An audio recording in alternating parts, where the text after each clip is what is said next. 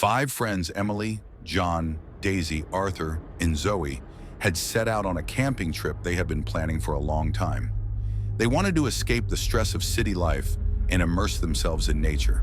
However, the forest they chose was a place they had never heard of before. It wasn't even properly marked on the map. For them, this was part of the adventure. After all, they were young and brave. When they arrived at the forest, it was beginning to get dark. The last rays of sunlight filtering through the trees gave the forest a mysterious atmosphere. As they set up their camp and lit a fire, Emily mentioned hearing strange sounds coming from deep within the forest. The others dismissed it, thinking it was probably just the wind rustling the trees. But as the night progressed, their unease grew. Around midnight, Daisy noticed the entrance of a cave in the distance. The cave looked dark and eerie. However, one of them, Arthur, driven by curiosity, suggested they explore it. The others hesitated at first, but eventually, they all decided to walk toward the cave together. The inside of the cave was much larger than it appeared from the outside. The walls were covered in strange symbols and faded ancient paintings. The air was cold and heavy. As they ventured deeper, they huddled closer together. Suddenly, Zoe screamed, startling everyone. On the ground were human bones.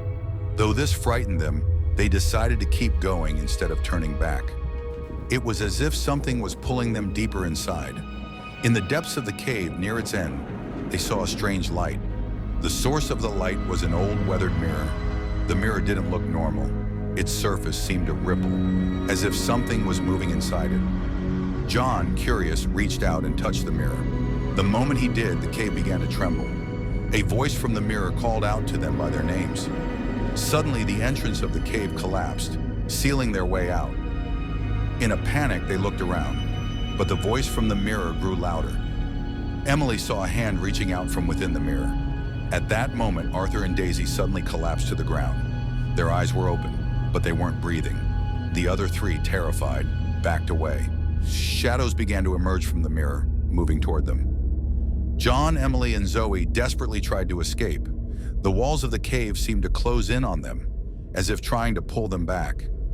Finally, they found a crack and managed to get out, but they had to leave Arthur and Daisy behind. When they emerged from the forest, the sun was rising. However, their unease didn't fade. Looking back, the forest now appeared completely normal, as if nothing had happened. But the absence of Arthur and Daisy reminded them that it had all been real. When they returned home, they couldn't bring themselves to tell anyone what had happened.